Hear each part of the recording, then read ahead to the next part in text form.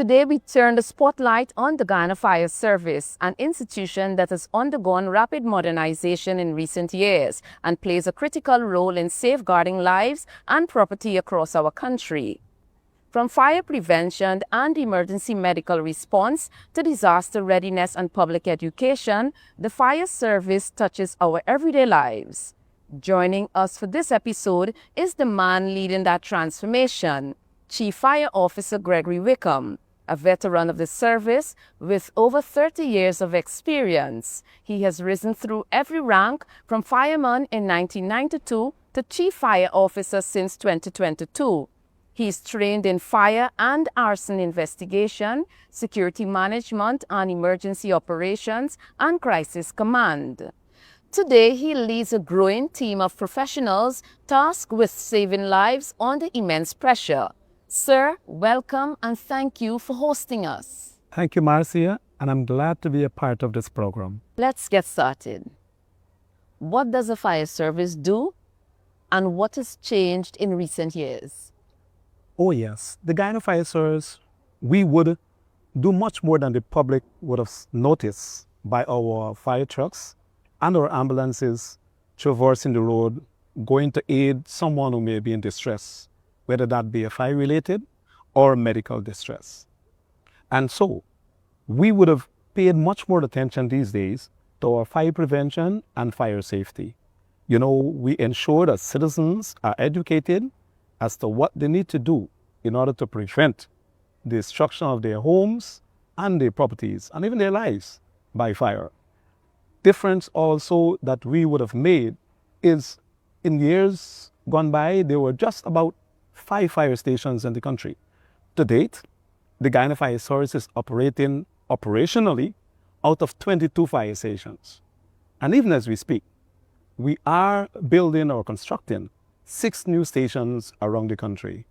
For example, we would have completed building Charity and Diamond fire stations, and we are constructing a fire station in Undernimin on the Escobar Coast.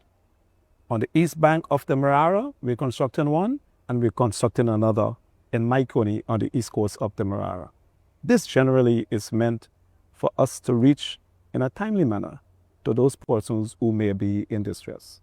The government of Guyana, over the years, would have expended lots of monies, and recently to the tune of $9 billion to equip the Guyana Fire Service with fire tenders, firefighting equipment, and even infrastructurally to ensure that we have environment where firefighters would live, stay, and work out of that is more accommodative for them to work. So yes, lots of things have changed, and we're doing a whole lot difference to ensure that our citizens are felt and held and sleep and even wake in their homes comfortable knowing that they are preventing fires from happening in their premises. What happens when a fire truck turns up at an incident? Does it have water? Oh yes.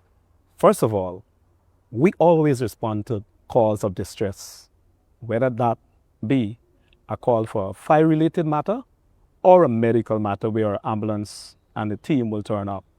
And yes, all fire tenders do have water in them.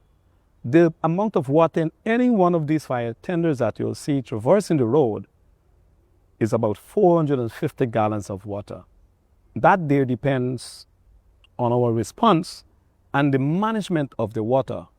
That's when members of the public, in most cases, upon arriving at the scene and notice that the water being exhausted from the tank supply, would say that we turn up without water. But it is not so. We always turn up, and we always have our tanks supply ready to respond. However, you would find circumstances or instances where we will use water from mains, canals, or even hydrants. And so those are some of the areas you'll notice the fire service response would be certified or going into. Also our ambulances, they would have been responded already for this year for over 4,000 calls. And of course, they would have delivered 5 newborn babes into the world already. So the fire service response is one that is, we take it as an emergency In the case of a fire emergency, what number should the public call, and does the number work for everyone the same? 912 is the number that anyone who is in distress should call to get that support or response from the Guyana Fire Service. And yes, all users of cell phones would be able to get to our emergency number 912. We've had issues in the past where persons would have reported of not being able to get on to us using 912. But to date, that issue or problem was solved. And so all users would be able to get to 912. Prank calls is something that the Guyana Fire Service would have noticed a large increase over the recent times. For those persons who be in the habit of making prank calls to the fire service, I advise to you is that you first of all consider the waste of resources that it takes to go to a call when there is eventually no need for that appliance or those appliances to be there. And it may be, at the same time, your home, the home of your parents, or the home of your neighbor who might need that kind of a response from the Guyana Fire Service to save life and their property. Also, we would have invested in those areas, rural areas, 40 pickup types, fire tenders to lend support to those persons who may be in distress. That there would ensure that we render the assistance needed to the members of our country when and if the need arises. What did the fire service learn from tragedies such as the Madhya and Christchurch fires? The Guyana Fire Service would have learned a whole lot from those particular fires. And like it is known, no two fires are the same. So we continue to learn each response that we go to when we are called to a fire scene. However, the Madhya fire was very tragic. And all of Guyana mourned or suffered because of the loss of the lives of those persons, our children, our future. And so we would have, from that exercise there and that trauma, we would have put in place a whole set of structures to ensure that we do not have those kinds of reoccurrences.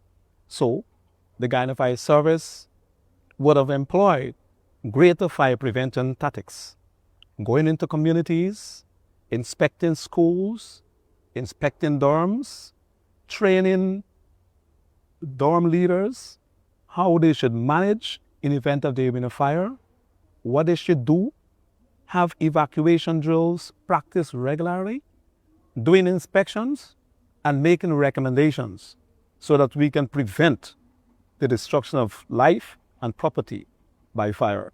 We have also been engaging members in our communities by community outreaches, ensuring that we go to our market squares, our shopping malls, to the hospitals, schools, and we ensure that we practice proper fire prevention and fire safety and evacuation drills so that we can prevent reoccurrences of such type. Guyana cannot afford to have the same level of trauma or suffering of our citizens like we have had in Madhya.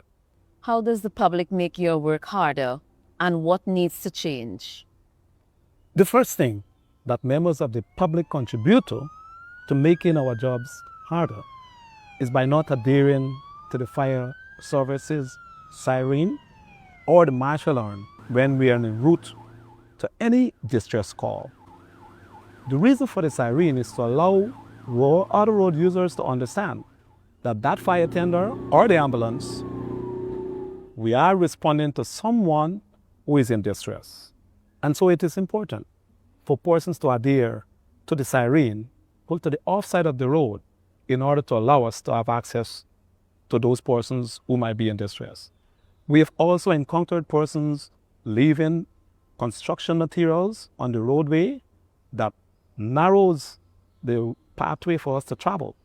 Also persons who have grilled their homes tightly. That also prevents us from getting into the fire at the seat of the fire in order to be able to extinguish it. We have also encountered persons damaging fire services equipment, hose, and even fire tenders in some cases. And so those are things that will hamper or makes it difficult for us to execute. The time of the call also is very important. So persons need to call the fire source in a timely manner so that we can get there to extinguish the fire. And please, road users, I want to appeal to you. You may not know if it was going to be your building, your parents' building, or your neighbor's building. We've had issues where persons preventing fire attendants from getting to fire scene, and upon them reaching home, realize only it is their home that was on fire. And so, do not allow this experience to be yours. Give way to the fire service emergency vehicles. Whether it's helping to deliver babies, saving lives from burning buildings, or leading emergency drills in remote communities, the Ghana Fire Service is more than just sirens and hoses. It's a vital part of our national security and one that depends on the public's active cooperation. Chief Wickham, thank you for your service and for joining us. Until next time, stay alert, stay safe, and remember, when you hear the siren, give way. Someone's life depends on it.